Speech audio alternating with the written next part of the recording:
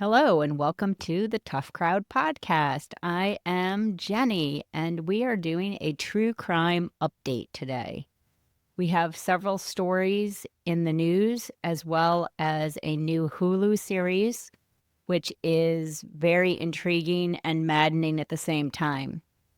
Before we get started, I'm going to give everybody a Lifetime update. I know I was talking about Lifetime Fitness and our new membership. I went too far at Lifetime Fitness and hurt my neck and my wrists all in the same weekend. So I just was upping my weights too much. I'm following this fitness app, which Maisie now tells me, and I think I agree with her, is a little too aggressive for me in terms of what they want you to do. They have you doing 15 reps and then upping the weight, then 10 more reps, then 12 reps, upping the weight. And I think I was going from like 10 pounds to 15 pounds in each arm, which is obviously not intelligent. And I would tell anybody else not to do that.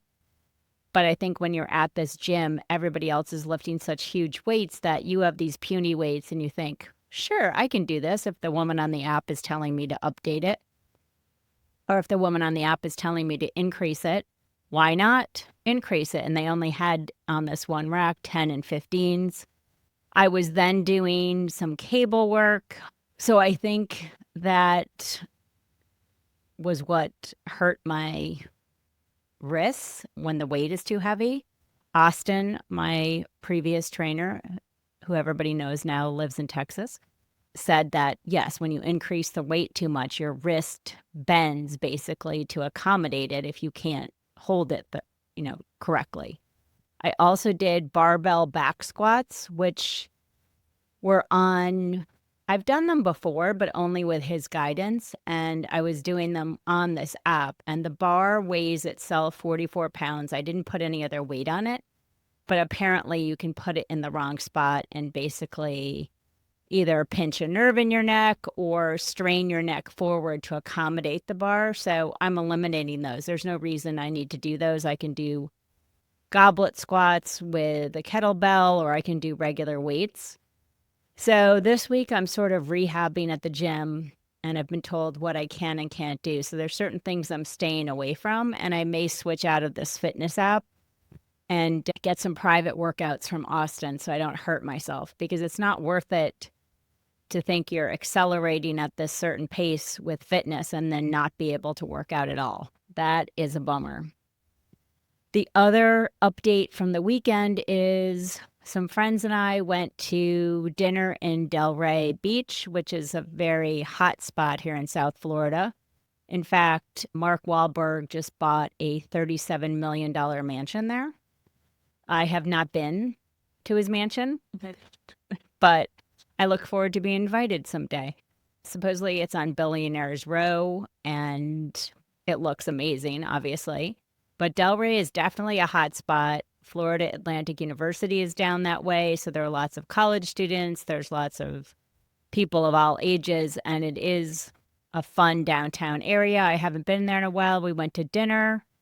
And then we went to this club, which is called Goodnight John Boy. They have them in other cities.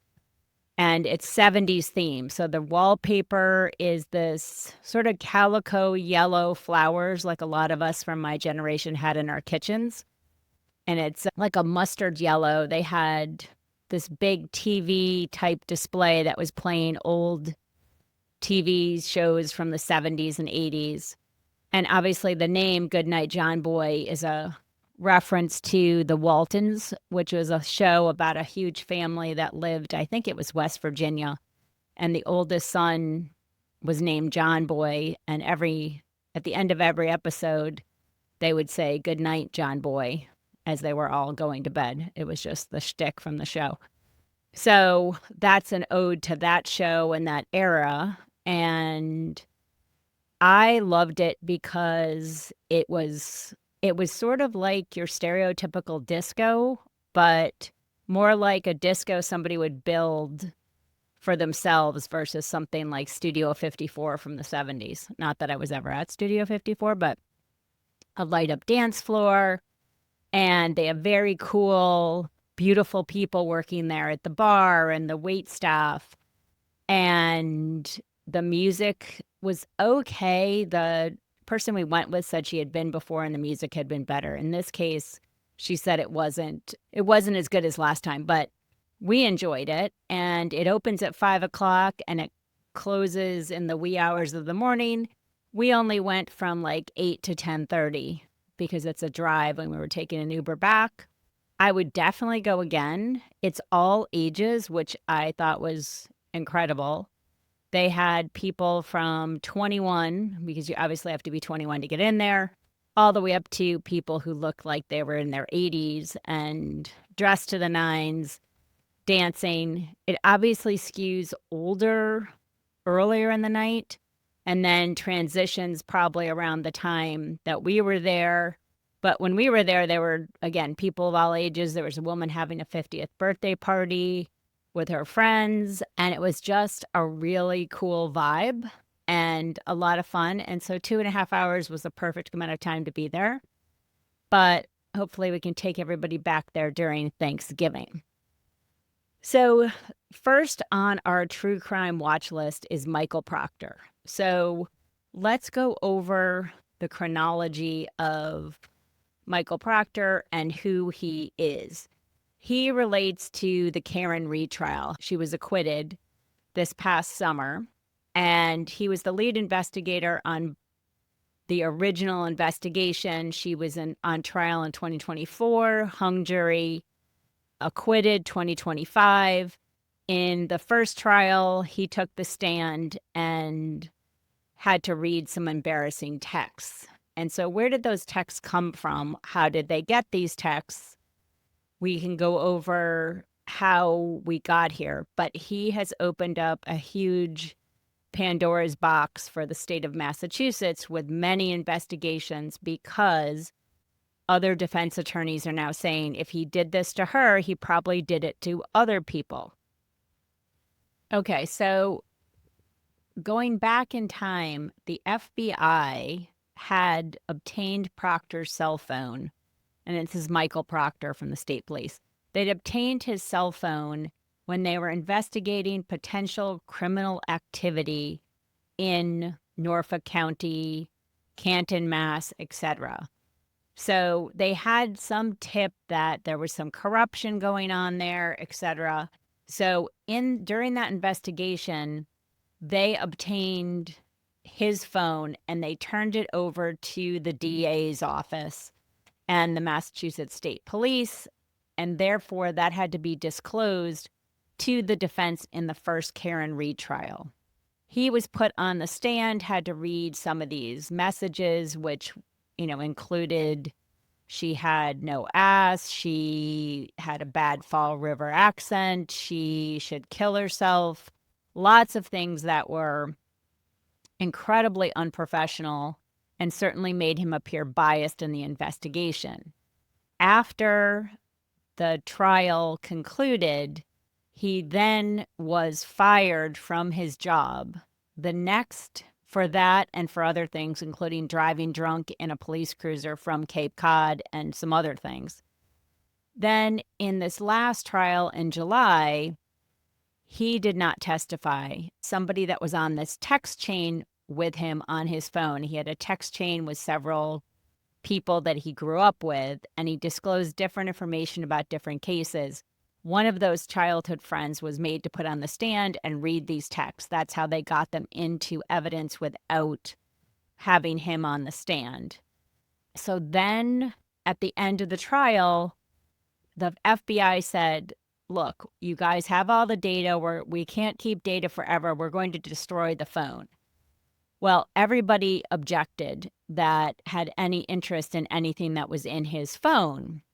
So there was only certain federal information that was being permitted to be released. They had an order saying that it was only to be released under seal. And so a judge for several defendants whose cases were investigated by Michael Proctor said, we don't want the information to be destroyed. We want to be able to see it.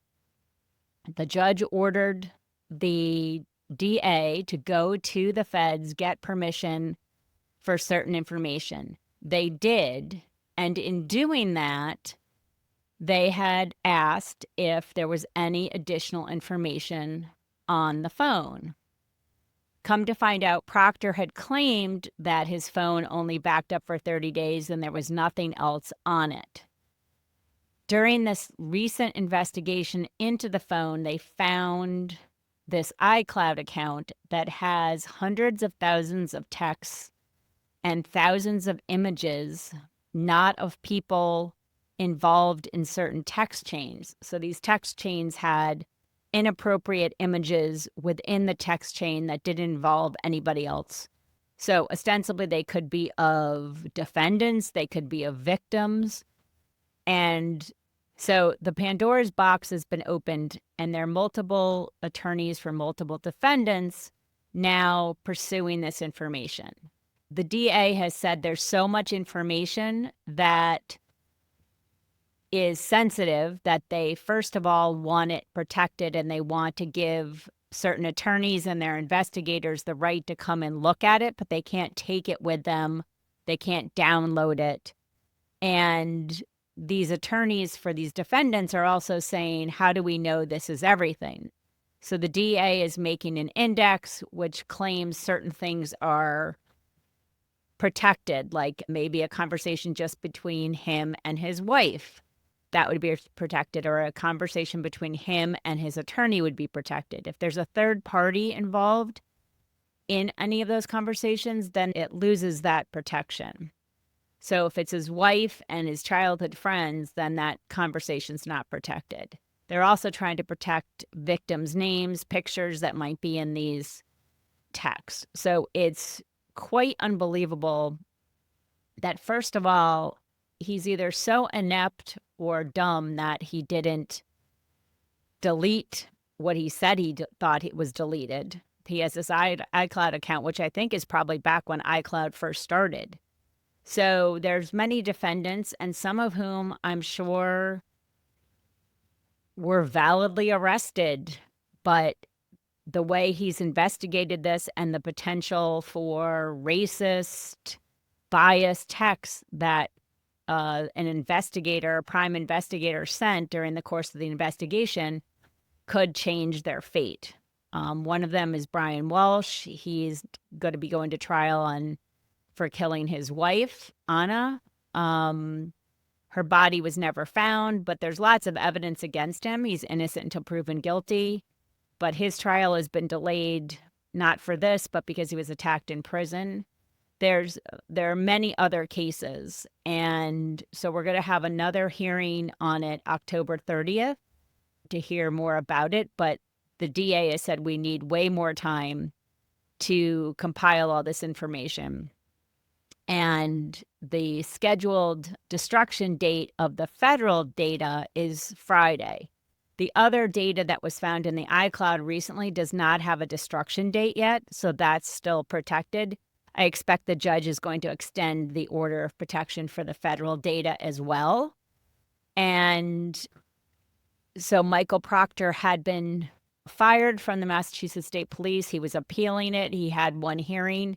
He was supposed to have another hearing starting this week. And then Friday, when this bombshell dropped that they had hundreds of thousands of items of text and thousands of images, sensitive images, they said, of body parts, etc., he withdrew his appeal. The union attorney left him, and he is really up a creek right now. So I don't really feel sorry for him based on how he thought he could just be the judge, jury, and executioner for anybody he was investigating. And I don't know how many of these texts we'll eventually see, but I know at least one of the texts included the name of a sexual assault victim. I mean, that alone is a crime. So he may be prosecuted, he may be sued, the department may be sued by some of these defendants because they knew or should have known that he was engaging in this behavior. So that is the Michael Proctor update, Karen Reed update, but it is going to be explosive. And the attorneys for some of these defendants are excellent. There's one for one gentleman, Miles King, who's accused of murder in Milton, Massachusetts. Her name is Rosemary Scarpiccio. I think it's Scapiccio. And she is a bulldog, and she has made this all happen. She did not let this go, and she's been at the forefront of these hearings. And it's quite amazing that some of these judges up there aren't getting more angry about the conduct of the DA and the Massachusetts State Police. Maybe it will come to a head. I think they're trying to do a full investigation. So we shall see. The second thing in the news right now is the basketball poker scandal. So the FBI announced that they had made arrests in this basketball betting fix scandal. So there were two big federal investigations and arrests that were announced this week. The first was the sports betting organization, where they had arrested Chauncey Billups, head coach of the Portland Trail Blazers, and other NBA figures. Some of them were arrested in connection with rigged games for betting, and some were arrested in connection with rigged illegal poker games run by the mafia. Mr. Billups, even though he's a basketball coach, a Hall of Famer that earned over $100 million during his career, he was involved in the illegal poker ring, where they claim that mafia families used to steal $7 million from victims. Now, obviously, $7 million is a lot of money, but in the scheme of things, that seems crazy that that is what these guys made from these victims for years in, years out, and especially somebody who earned $100 million to put everything on the line for that. So he's innocent until proven guilty. So we will see what the evidence is. He has come out and made a statement that he is not guilty. He would never do that. But generally, with federal investigations, they take years to build these investigations. And I think it's 80 to 90% of them end in a plea bargain before they go to trial. And then of the remaining ones that go to trial, I think it's fewer than 10% are not guilty. So it's quite unusual. For example, P. Diddy's federal indictment, where he was only found guilty of a fraction of the charges, is quite unusual, but he obviously had a powerhouse legal team. I assume these people will as well. So in the insider betting scheme, there were Terry Rozier, an NBA veteran, Damon Jones, who played in the NBA from 1998 to 2009 and was an assistant coach, and 4 of their friends and associates. They were charged with using insider information and about injuries and starting lineups to make fraudulent bets.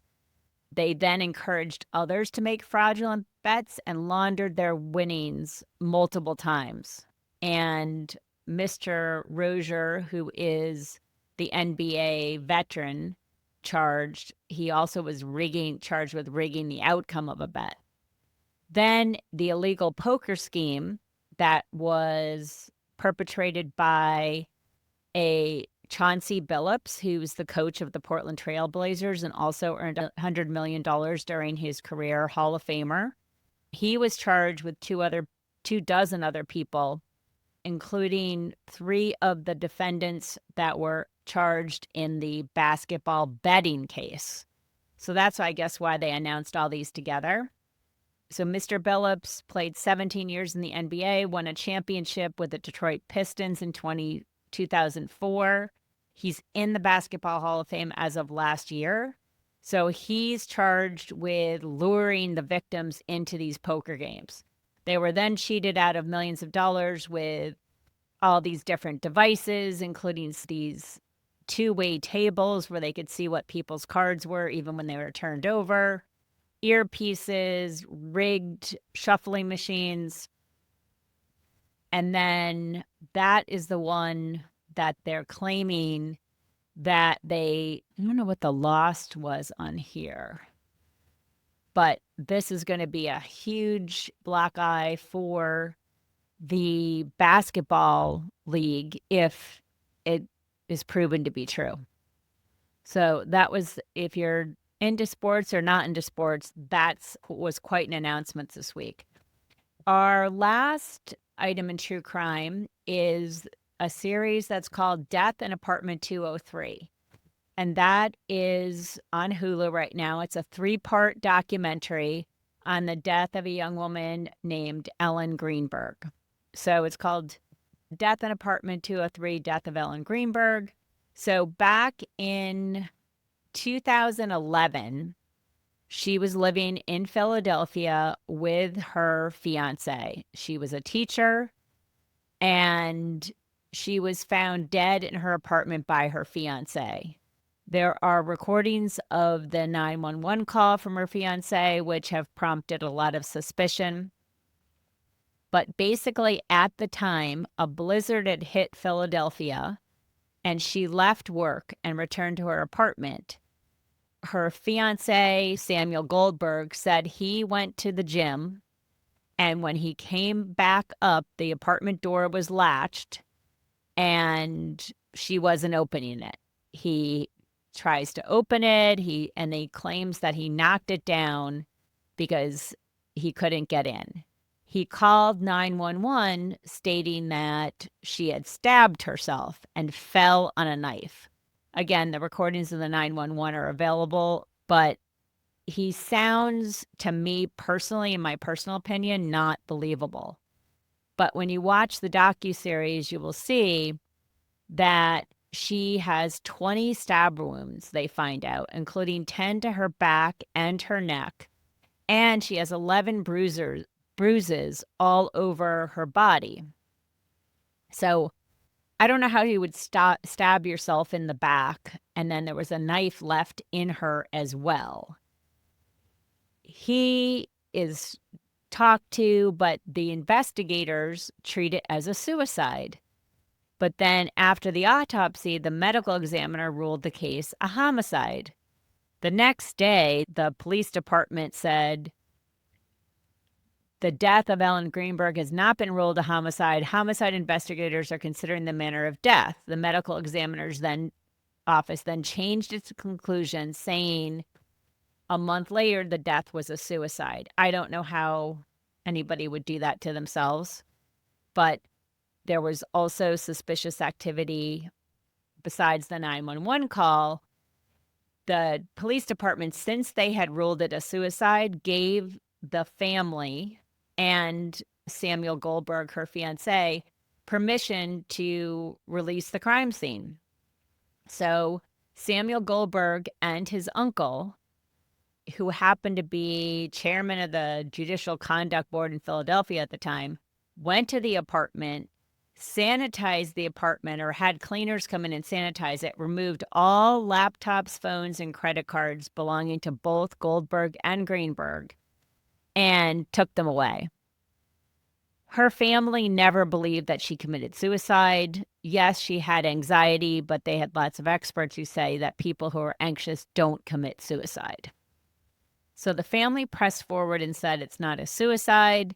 In 2018, the Pennsylvania Attorney General, who happened to be Josh Shapiro at the time, who's now the governor of Pennsylvania, took over the case, and they claimed that they searched the computer that they got back from her fiance, and that there was evidence that she had been looking into suicide. Her family disputes that, saying their chain of custody was broken because these other people had the computer for that long. So keep going several years. Her family's still fighting for justice for her. And they have brought in other medical examiners who dispute the findings of suicide by the Philadelphia police. And one of them had said that Ellen was already likely dead when one of the stab wounds occurred, which obviously would not be possible. They had a famous pathologist who challenged, he was one of the ones who challenged the single bullet theory of the JFK assassination. And he looked at her case and said he did not know how they wrote it off as a suicide. Also, Henry Lee, a famous forensic scientist, said it's all of her wounds were consistent with a homicide scene. They then had a journalist for the Philadelphia Inquirer pursue the case, and it became front page news. In February of 2022, the AG's office in Pennsylvania kept saying it was a suicide. The parents then sued the Pennsylvania Attorney General's office and the county office to reopen the investigation. When the Supreme Court in 2024 agreed that the challenge could go forward, so it wasn't dismissed, a settlement was reached where the city and the state agreed that they would actually reinvestigate her death. At that time, the medical examiner who had examined her body and come to the conclusion that it was a suicide filed a sworn statement in which he said he no longer agreed it was a suicide following the review of the case. And I saw an interview with this guy on the Hulu series, and he did not inspire confidence. So I'm not sure what's going on, if somebody influenced him, if he felt pressured by the parents. The parents are very sympathetic. And I personally am of the opinion that this couldn't have been a suicide, but I'm not a medical examiner. He wrote that in his professional opinion, it's designated as something other than a suicide. He didn't say homicide, and he's no longer employed by the medical examiner's office. So then in October of 2025, they finally were pressured by the court to finalize this reinvestigation. The court was getting frustrated with the pace at which they were doing this. And Ellen Greenberg's parents are still involved, still pursuing this. And the chief medical examiner in October 10th of 2025 said that the injuries were unusual, but she would be capable of inflicting these injuries on herself, and that some of the injuries that they said could have caused her to be incapacitated might have been caused during the autopsy. Not to get disgusting, but it's a gruesome crime scene. So this has become a sensation similar to whatever happened to Amy Bradley. And if you haven't watched that series, you have to. That's intriguing. And I'm going to follow up with some updates on that. So that is where we are right now. People are still upset that this latest medical examiner came out and said it's a suicide, especially with all the publicity from the Hulu series. Her parents are not giving up, so we're not sure where this is going to go, but I sense that, like some of these other high-profile cases, it's going to get a lot of attention and maybe some additional pressure. And I know her fiance from when she died, Sam Goldberg, that he was tracked down somewhere. He's married, has a family, and now reporters are after him. So I'm sure he's feeling the pressure of it. I'm not sure if they're going to be able to do anything about it. I'm not sure if the uncle is still alive who helped him clean out the apartment. But the parents are very convincing, and the story is very convincing. So give it a watch. And our last true crime moment is the Louvre heist. So I'm sure everybody's seen that within the last 2 weeks. A group of masked men broke into the Louvre and stole millions of dollars of jewels from the Louvre. So they had a ladder truck that they rented from somewhere. They brought it next to the Louvre, extended the ladder up to the second floor, cut through a window, went through the window. This is all during the day when the museum is open.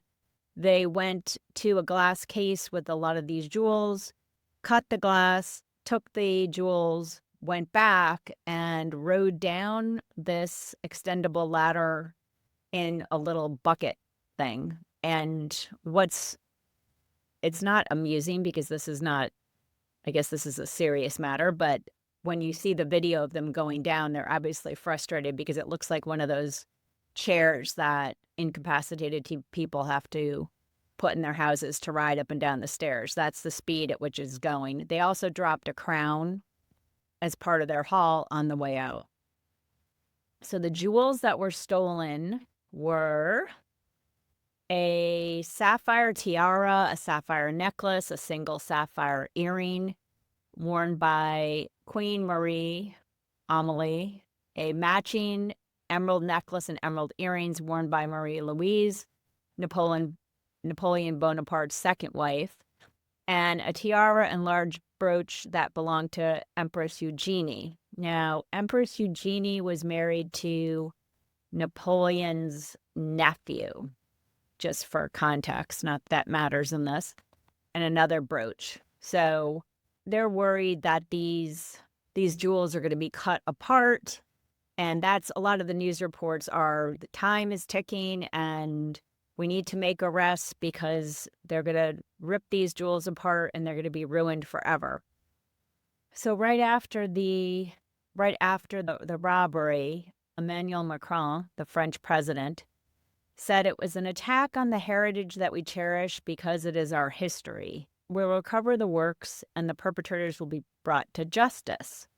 So I don't have a specific opinion on President Macron either way. I don't really get involved in French politics, but it's an obvious statement, an attack on our heritage that we cherish because it is our history. I'm not sure what he's trying to say there. In other reports, it was reported that it was a tragedy. I wouldn't consider this a tragedy. This is items that, yes, they can't be replaced, but they're just worldly goods versus people being attacked or people being hurt. That would be a tragedy if somebody had been hurt or killed during this robbery.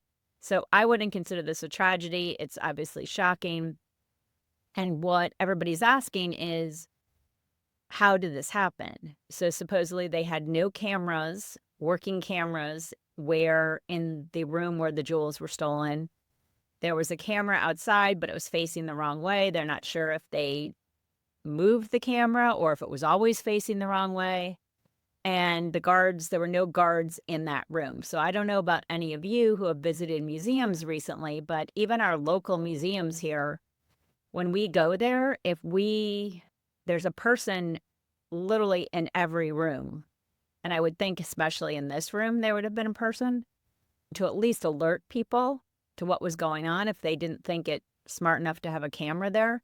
But when we even lean to look closer at a painting, they move and tell you to stand back.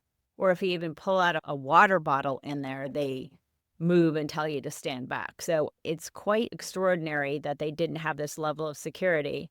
And now they have moved all the crown jewels to the Bank of France, which, okay, too little too late, I guess you would say. 5 people have been arrested, and the news is claiming that they're worried that they're going to take the jewels apart. But a lot of robbery experts that they've had on from the FBI, Interpol, etc., have said that generally they would keep these as bargaining chips in the event somebody was arrested, which actually was a smart idea to say, okay, well, I want a lesser sentence, but I'll tell you where they are. And that's always been the theory in the Elizabeth Stewart Gardner Museum robbery, which is back in the 90s. And if you haven't read or listened to anything about that, there's a great podcast on there called Empty Frames, where a lot of people think it was an inside job, but they have never recovered the works of art. The art was carved out or cut out of the frames and taken. And so a lot of theories at the time were that they were kept together as a bargaining chip in case somebody was arrested in it. Nobody has been arrested. There's lots of theories. But if you're interested in that, it's very intriguing. And there's been lots of relatively recent updates. But Empty Frames is the podcast to listen on that. So 5 people have been arrested in the Louvre heist. They think 4 of them were involved in the actual gang that went there that day. We shall see. They're allowed to keep them for 96 hours in France without charging them. So we're going to see if they actually are arraigned in French court and if they give up any information. One of them had some DNA tied to the scene. So That's going to be an interesting investigation, development, and it's one of those things, I guess, if they've gotten some arrests already, then it's more likely that we're gonna have some resolution to this versus the Isabel Stewart Gardner Museum. They did not have never gotten resolution, and it's been one of those mysteries that it intrigues everybody, and I'm sure and changed the art world, and that was a very small museum, whereas this is I think it's the biggest museum in the world. I think that's what they said. That is it. Let's stay tuned, and we will be back with some TV updates, social media updates, and what's going on in the world. So, see you then.